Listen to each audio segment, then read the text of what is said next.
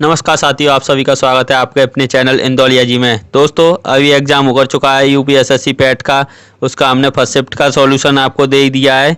उसके जो आपने आंसर चेक कर लिए होंगे जिन भी साथियों ने फर्स्ट शिफ्ट में एग्ज़ाम दिया था, और हम इस वीडियो में सेकंड शिफ्ट के साथियों के लिए ये वीडियो बना रहे हैं जिन्होंने सेकंड शिफ्ट में पेपर दिया था। तो दोस्तों, अपने आंसर मिला लें और ये हम पूरे पेपर के आंसर्स बताएंगे, पूरे 100 क्वेश्चंस के, और आप वीडियो को पूरा देखें। तो दोस्तों, चलते हैं क्वेश्चन नंबर 1 की ओर।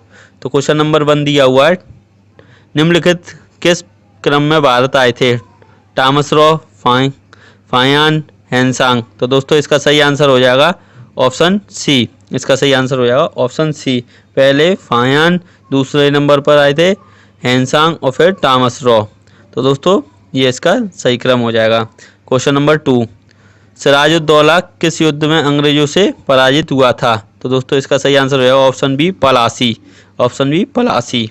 तो दोस्तों, चलते हैं क्वेश्चन 3 पर।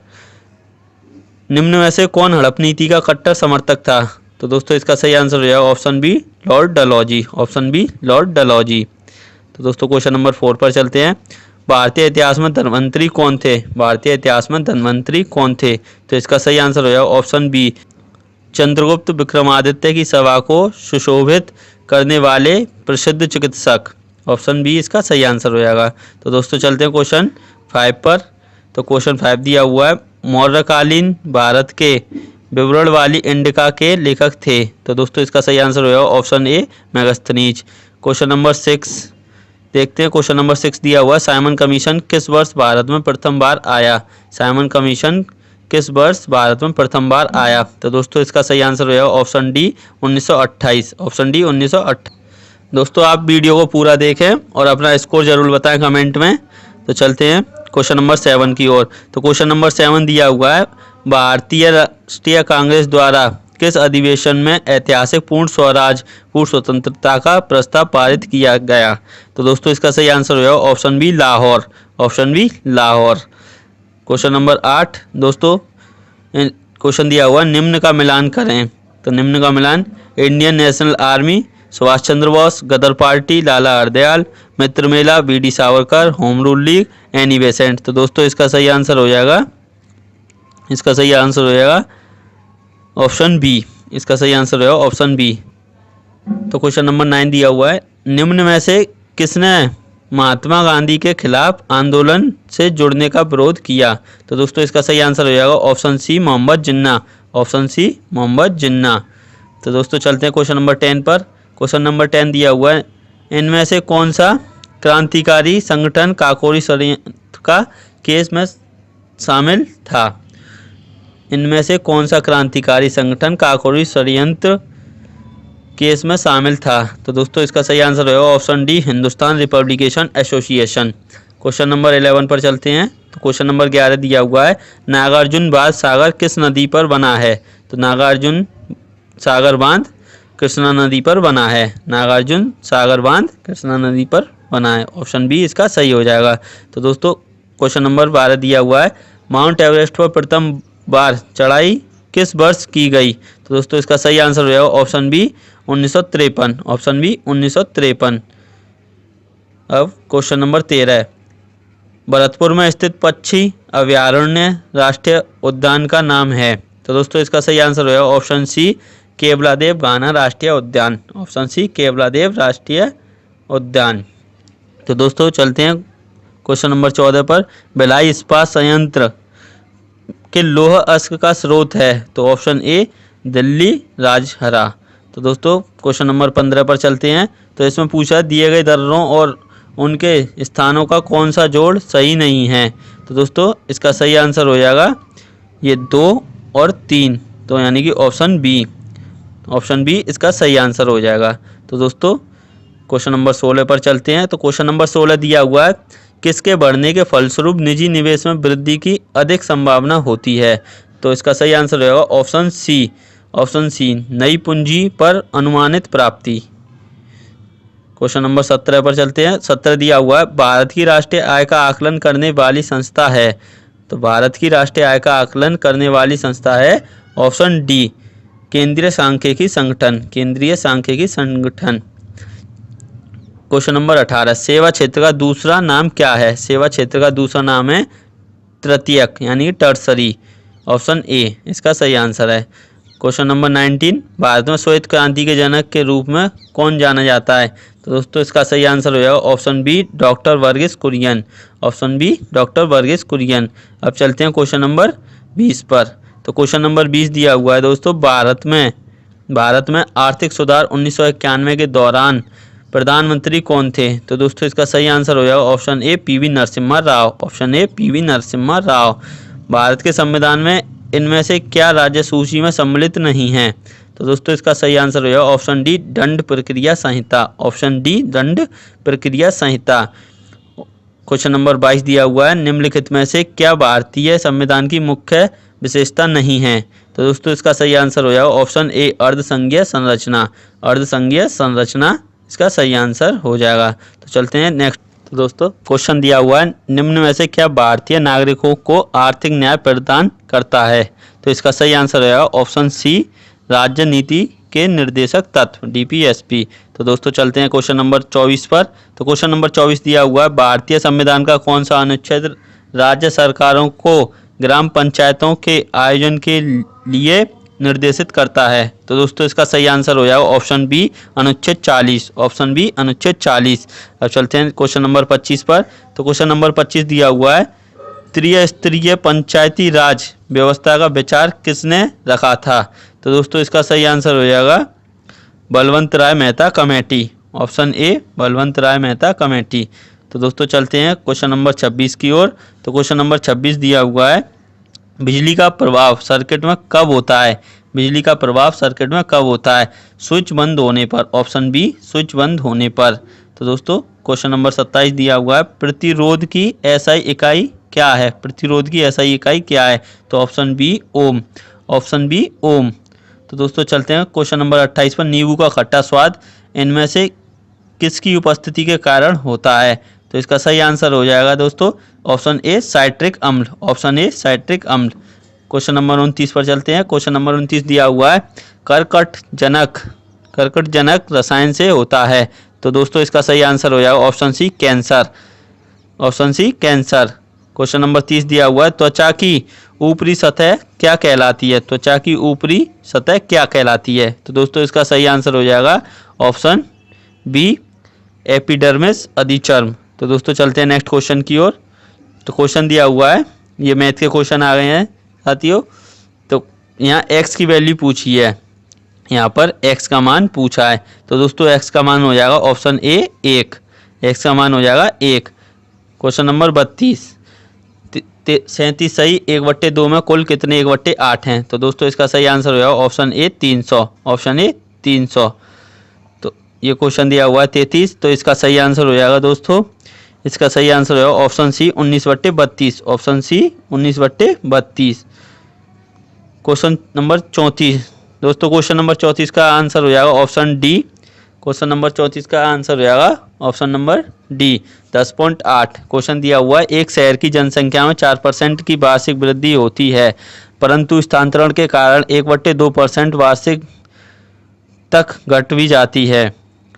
3 वर्षों में वृद्धि का प्रतिशत क्या होगा? तो 10.8%। तो दोस्तों चलते हैं क्वेश्चन नंबर 35 पर। तो क्वेश्चन नंबर 35 दिया हुआ है, 13 परिणामों का औसत 68 है, पहले 7 का औसत 63 है और आखिरी 7 का औसत 70 है, तो 7वें का परिणाम क्या है? तो दोस्तों इसका सही आंसर हो जाएगा option A 47। Option A 47। Question number 36, निम्न में से तीक्ष्ण का विलोम शब्द क्या है? तीक्ष्ण का विलोम शब्द क्या है? तो ऑप्शन डी कुंठित। ऑप्शन डी कुंठित इसका सही आंसर हो जाएगा। क्वेश्चन नंबर 37, गजबन का पर्यायवाची है? गजबन का पर्यायवाची है option C Ganapati. Option C Ganapati.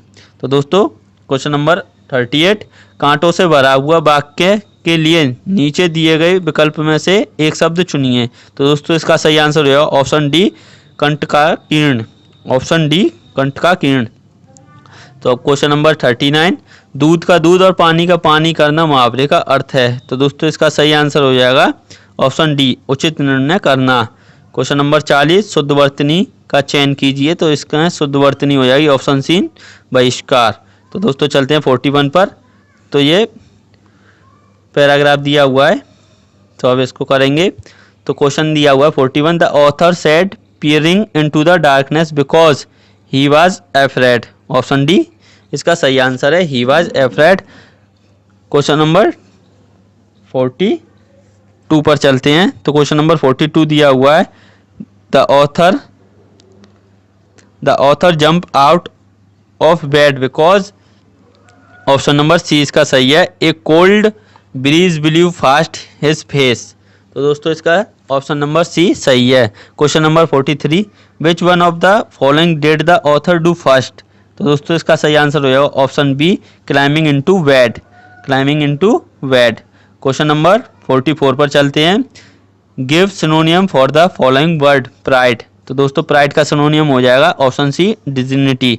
तो दोस्तों क्वेश्चन नंबर 45 दिया हुआ है, कीन, कीन का हो जाएगा, एंटोनियम्स पूछ रहा है कीन का, तो इसका हो जाएगा option A, dull, option A dull. Question number 46 पर चलते हैं। तो क्वेश्चन नंबर 46 ये रीजनिंग का क्वेश्चन है दोस्तों। तो कुत्ता रेबीज से संबंधित है, कुत्ता रेबीज से संबंधित है, तो मच्छर किससे संबंधित हो जाएगा, तो मच्छर हो जाएगा ऑप्शन सी, मलेरिया से, मच्छर हो जाएगा मलेरिया से। क्वेश्चन नंबर 47, तो दोस्तों क्वेश्चन नंबर 47 दिया हुआ है, उस शब्द का चयन कीजिए जो समूह के बाकी शब्दों से मेल नहीं खाता। तो दोस्तों इसका सही आंसर हो जाएगा ऑप्शन बी, सूरबीर, ऑप्शन बी सूरबीर। तो दोस्तों चलते हैं क्वेश्चन नंबर 48 की ओर। क्वेश्चन नंबर 48 दिया हुआ है, ये रीजनिंग का क्वेश्चन है। तो दोस्तों इसका सही आंसर हो जाएगा ऑप्शन बी, ऑप्शन बी इसका सही आंसर हो जाएगा। तो चलते हैं 49 की ओर। तो 49 दिया हुआ है, एक आदमी ने एक महिला से कहा, तुम्हारी माँ के पति की बहन मेरी बुआ है, वह महिला उस आदमी से किस प्रकार संबंधित है। तो दोस्तों इसका सही आंसर हो जाएगा ऑप्शन डी, बहन, ऑप्शन डी बहन। तो दोस्तों चलते हैं नेक्स्ट क्वेश्चन 50 पर। तो क्वेश्चन नंबर 50 दिया हुआ है, यदि 18 फरवरी 2005 को शुक्रवार है तो 18 फरवरी 2007 को कौन सा दिन होगा।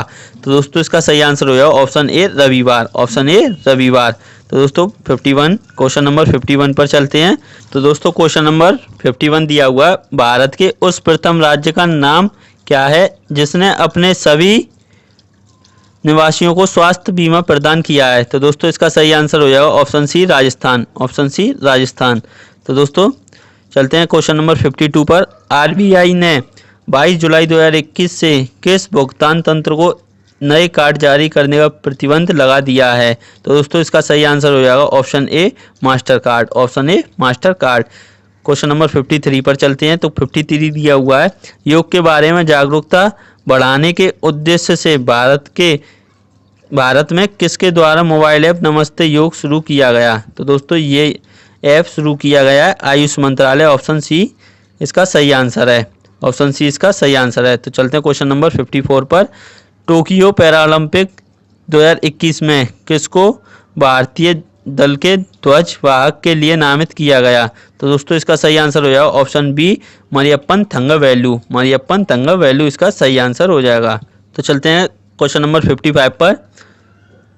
2021-22 के दूसरे क्वार्टर के लिए सुकन्या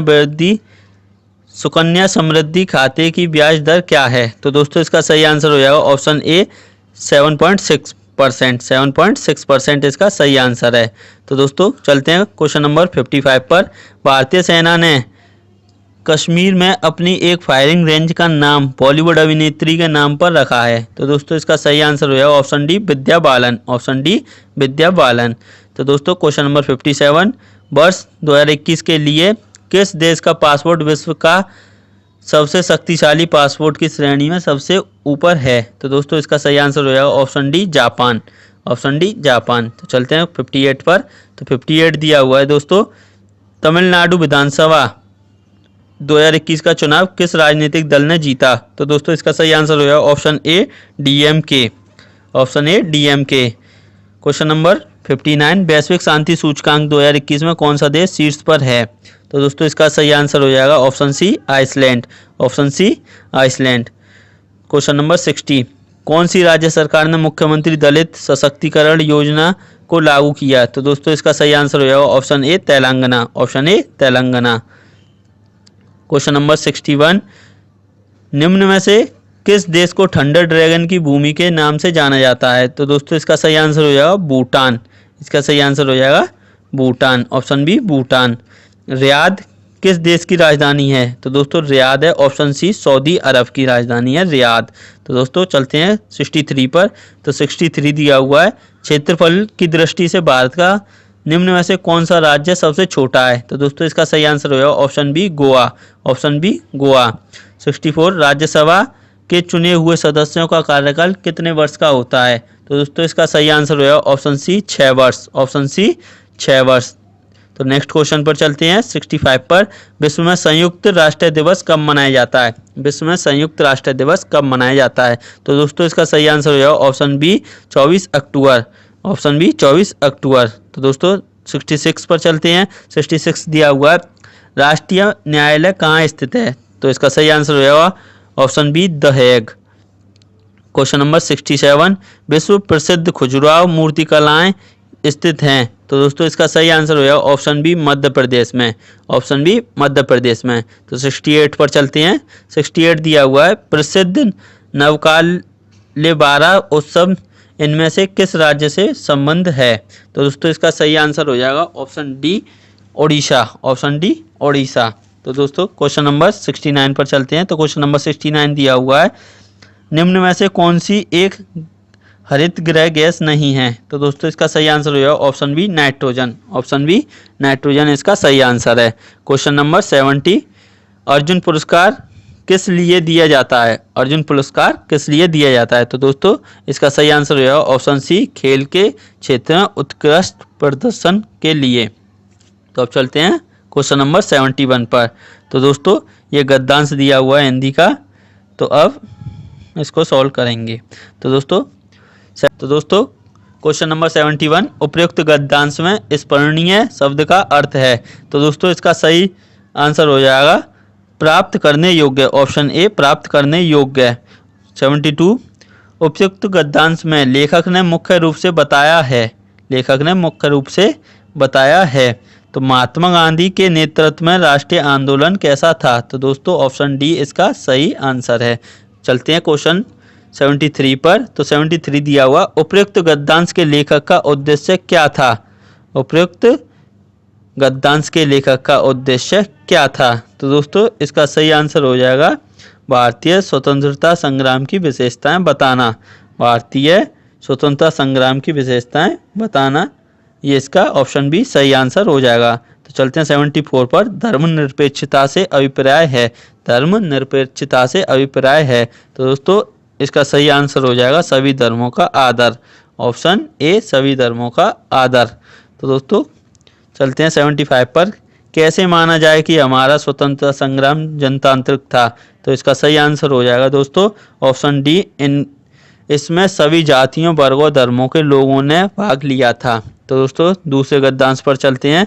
तो ये गद्यांश दिया हुआ है, अब इसके क्वेश्चनों को सॉल्व करेंगे। तो दोस्तों दिया हुआ है 76, मानव को सृष्टि का लघु रूप माना गया है क्योंकि, ऑप्शन ए इसका सही है, मानव मन में जो घटित होता है वही सृष्टि में घटित होता है। तो ऑप्शन ए इसका सही आंसर है। 77, वैज्ञानिक दृष्टि का अपेक्षाकृत अभाव होता है। तो दोस्तों इसका सही आंसर हो जाएगा ऑप्शन बी साहित्य शास्त्री में, साहित्य शास्त्री में। 78, मानव शरीर को यंत्रवत कहा गया है, मानव शरीर को यंत्रवत कहा गया है, ऑप्शन सी इसका सही है, अवयव रूपी पुर्जों की विकृत होने से शरीर यंत्रवत निष्क्रिय हो जाता है। तो दोस्तों चलते हैं 79 पर। शल्य चिकित्सकों द्वारा स्वीकार की गई दायित्वपूर्ण चुनौती है। तो दोस्तों इसका सही आंसर हो जाएगा ऑप्शन सी अंग प्रत्यारोपण द्वारा शरीर को सामान्य बनाना। तो दोस्तों क्वेश्चन नंबर 80 पर चलते हैं। तो 80 दिया हुआ, अनुच्छेद में प्रयुक्त निरामय शब्द का प्राय है। तो दोस्तों निरामय का पर्यायवाची पूछ रहा है, तो इसका सही आंसर हो जाएगा ऑप्शन बी स्वस्थ, ऑप्शन बी स्वस्थ। तो दोस्तों चलते हैं, ये दिया हुआ है ग्राफ का क्वेश्चन। तो दोस्तों क्वेश्चन नंबर 81, उत्पादन अधिकतम स्तर तक इस वर्ष घटा। तो दोस्तों इसका सही आंसर हो जाएगा option number B, option number B 15-16, 2015-16 में घटा। तो दोस्तों 82 पर चलते हैं। उत्पादन में पिछले वर्ष की तुलना में वर्ष के दौरान अधिकतम वृद्धि हुई। तो दोस्तों इसका सही आंसर हो जाएगा 82 का सही आंसर हो जाएगा 2013-14 में। 2013-14 में प्रथम 3 वर्ष के दौरान औसतन अनुपात था। तो दोस्तों इसका सही आंसर हो जाएगा 48 मैट्रिक टन, ऑप्शन सी। तो चलते हैं 84 पर। तो 84 दिया हुआ है, सीमेंट का अधिकतम उत्पादन दर्ज हुआ इस वर्ष। तो दोस्तों अधिकतम उत्पादन 2014-15 में हुआ, यानी कि ऑप्शन बी इसका सही आंसर है।